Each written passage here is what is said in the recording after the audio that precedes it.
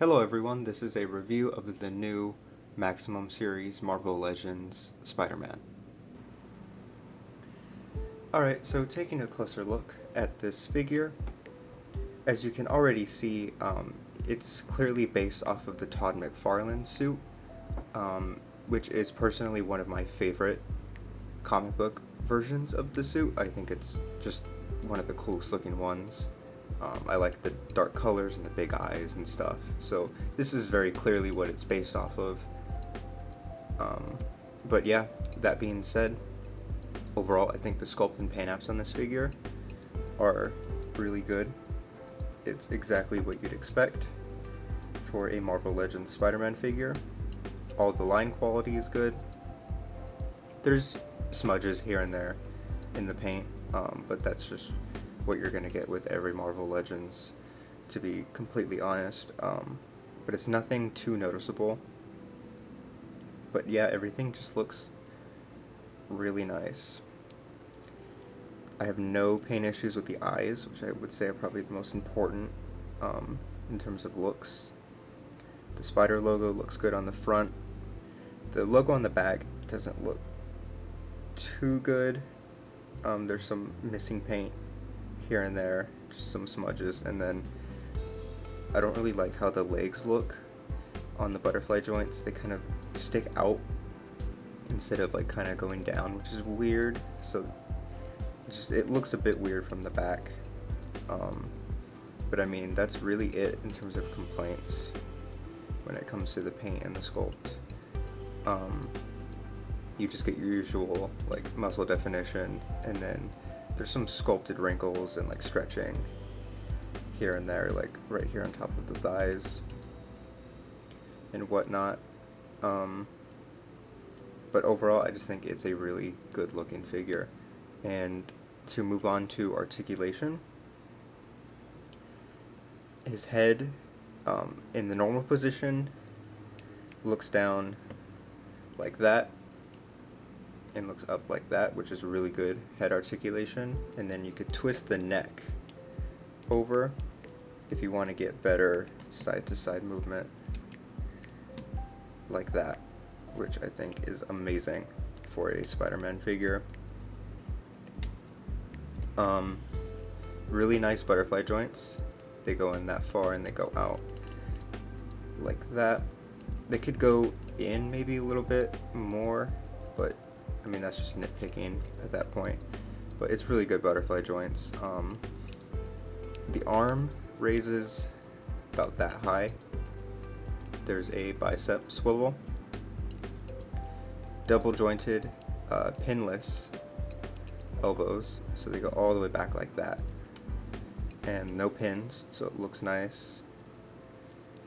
There is forearm swivel, and the hands move up and down just as you'd expect, and then all the way around. There's only one torso swivel, and it's just this one up here, so that goes all the way around. It's kind of a ratchet, so it sounds like that. There's some clicks. You're not going to break it, but it does go all the way around. And then there is a lower torso crunch. It goes like that, and then back all the way like that. And then the top torso can kind of lean down into the side like that. I wish there was a cut sort of right above the pelvic region for like a lower swivel, because other than that you just get the top swivel. So a lower swivel would be nice, but we don't get that, but it's whatever. What we do get though, which is really nice, are drop down hips like that. So they just drop down, gives you some extra range of motion. And then as you can see, the legs go all the way around. You can get some really nice leg swinging poses with that.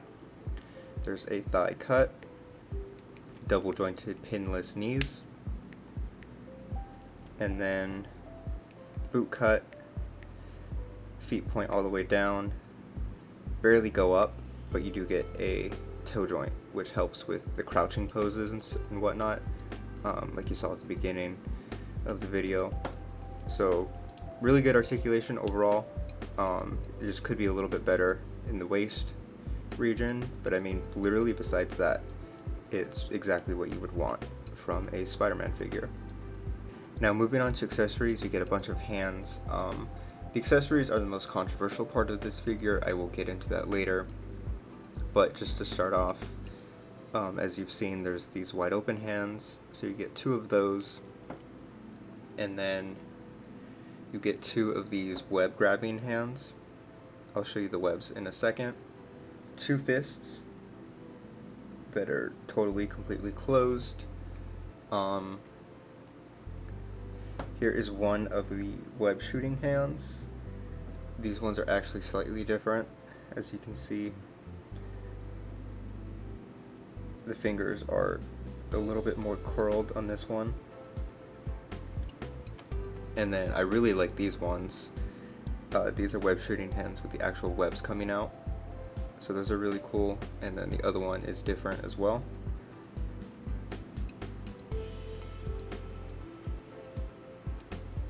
And then finally for hands, you do get these like ungloved bare hands with the web shooters. It's kind of a weird inclusion. I would say these would be better for the battle damage Spider-Man that's coming out soon, but you get them anyways, and they just plug on to the forearm if you pull the forearm off. So I'll show you what that looks like. So there it is, right there on the figure. Just like you saw at the beginning, there's a Spider Sense accessory, which I think looks really cool, and it's a really nice inclusion. Some people complain that it's not yellow because I think when it's depicted, it's usually depicted yellow, but I know that it just depends on the comic. Sometimes it's yellow, sometimes it's red, and sometimes it's other colors. It doesn't really bother me that much. I just think it looks cool in general, and that just goes onto the head like that. It's a little bit loose, but I mean, if you're not directly touching it, it won't come off. And then moving on, finally, are just some more web accessories. So here are the webs that can go onto the hands, just like that.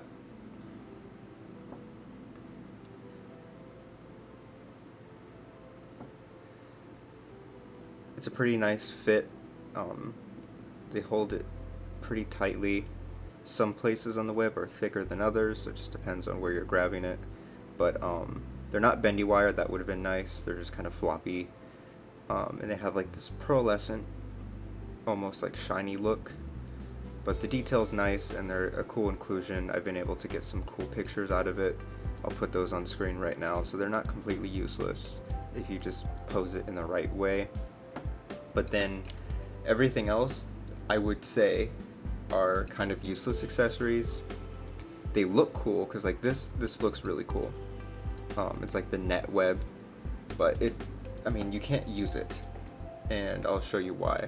It comes with this weird little stand, and you can kind of just put it on like that, and it's super floppy. It doesn't look good, but I mean, the stand is so short. It barely goes up to his thigh, and you just can't really like pose it at all. It's super hard and awkward to pose.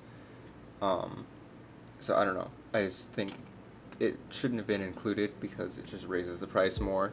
But that's whatever. It comes with one more that goes on the stand like this. This one just has a hole. And that plugs in like that. Like I said, it looks cool, but I mean, functionally, it's just useless. You can't use it. It's too short. So that's very unfortunate. And then finally, we have something that I think is actually pretty functional and is cool. It's a web shield. I think that's really cool, actually. So that's what it looks like on the figure. this one's usable, you know. I think it's a worthwhile inclusion. But the other ones, I mean, I don't know. I feel like it just adds to the biggest issue with this figure, which is price. It's a maximum series, so you're paying, you know, double what you would usually pay for a Legends figure. And, you know, most of the accessories are just kind of mid. They're just, you know, they're not great. So I would totally understand why most people don't want to get this. You know, most people already have a bunch of Spider-Man figures, and they don't want to drop $50 on one that costs that much just because it has some accessories that they probably don't even like. So I totally get why this has become a controversial figure.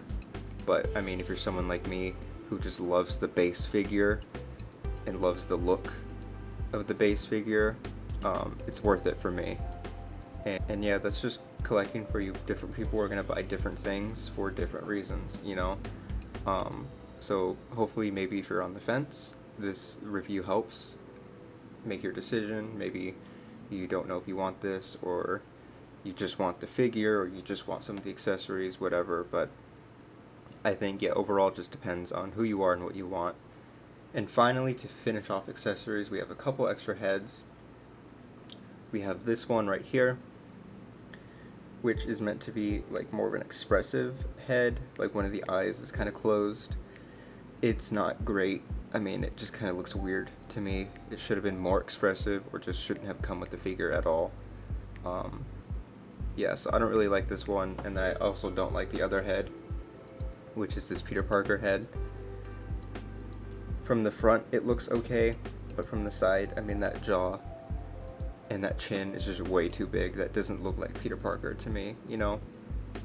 I don't think he's ever been depicted with a jawline that big or a chin that big. It just doesn't give me the Peter Parker vibe. And I know a lot of other people are kind of weirded out by the head, and I get it.